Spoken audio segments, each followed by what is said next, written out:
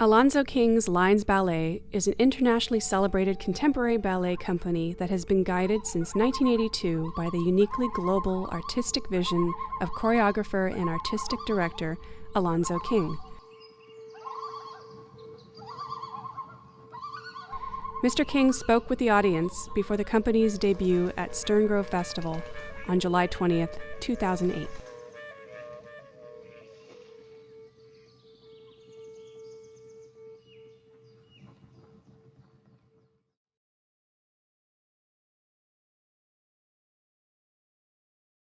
I would begin by saying that when I was a kid, there were two things that moved me when I watched them or informed me, and one was the way my mother moved. You know how when you're attached to your mom and you're a kid, you just stare all the time. And the way that she moved was, to me, magical. And I liked watching her move.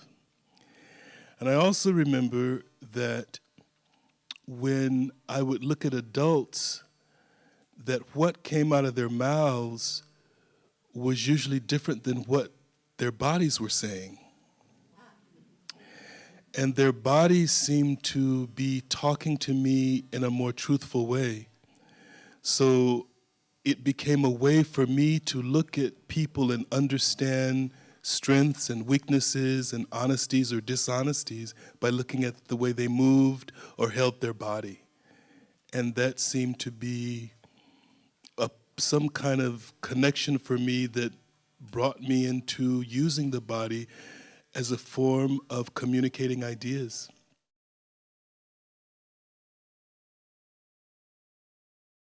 I had lived in New York for many years and worked with a lot of different companies and had studied for a long time.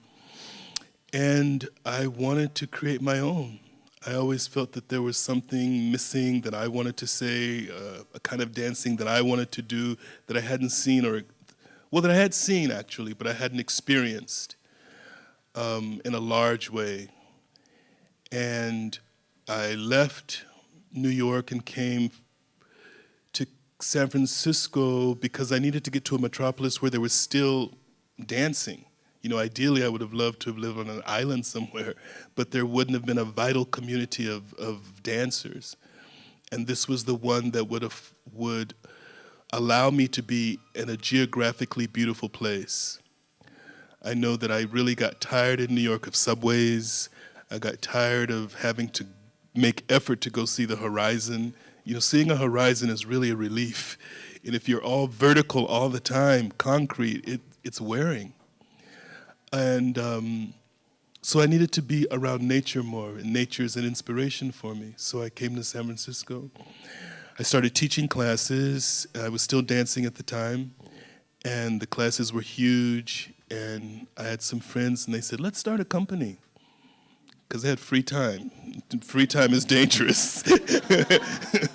So I had to get busy, and that's how it began, 25 years ago.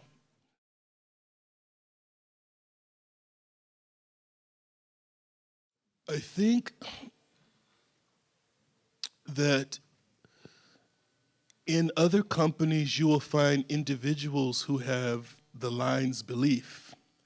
And I think that Lines is really about good dancing, and I think everybody wants that. But how do you approach it? The majority of people in the world, in whatever profession they are, whatever the profession is, are imitating other people and being rewarded for imitating people. And so that's not very interesting. But the world loves a clone and a good knockoff.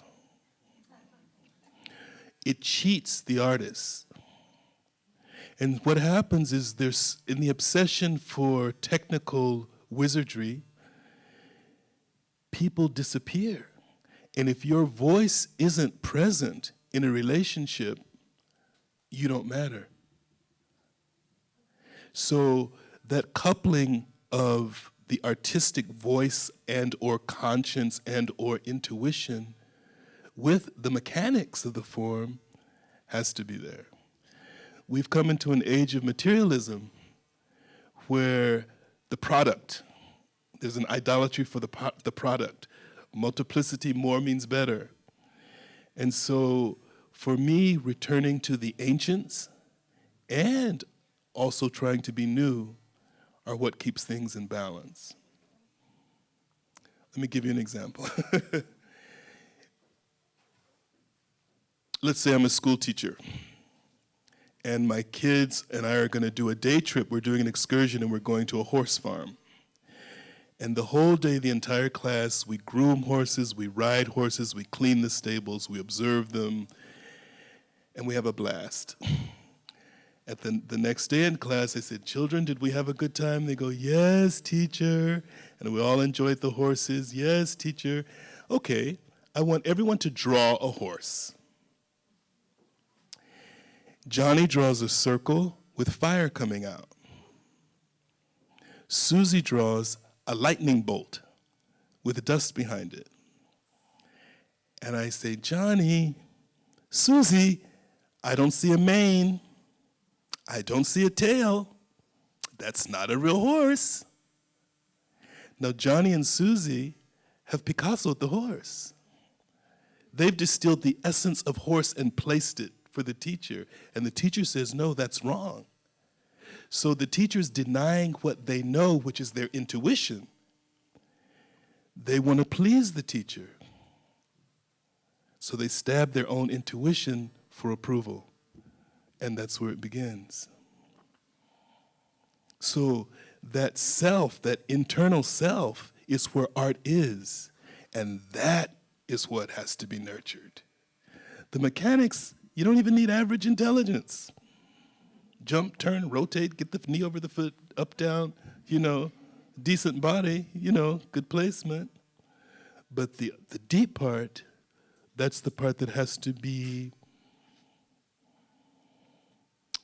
guarded like a miser would his money, like a dope addict would his dope, like a lover would their love. That sacred artistic part, that's the part that has to be honored, and that part isn't honored in our training and in our education today, in the majority of school systems and trainings. And so that's one of the differences that lines.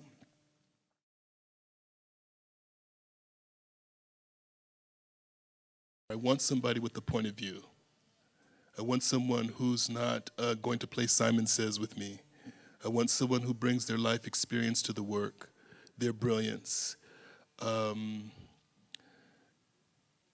plainly put, a choreographer wants to work with a genius. There was a period in training during the 70s where people were trained to be empty cups.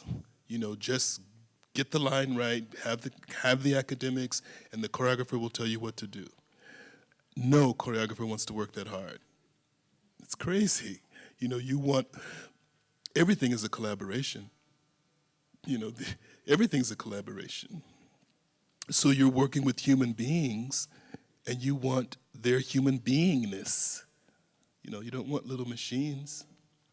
And so you are inspired to work with people who've given it a lot of thought about what they're doing.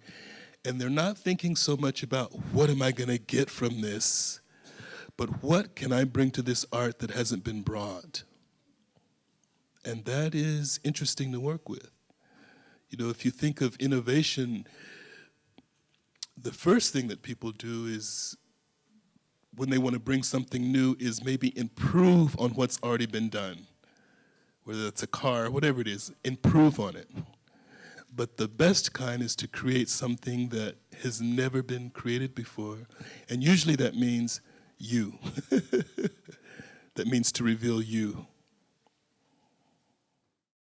Your support helps make possible Stern Grove Festival's admission-free concerts and outreach programs.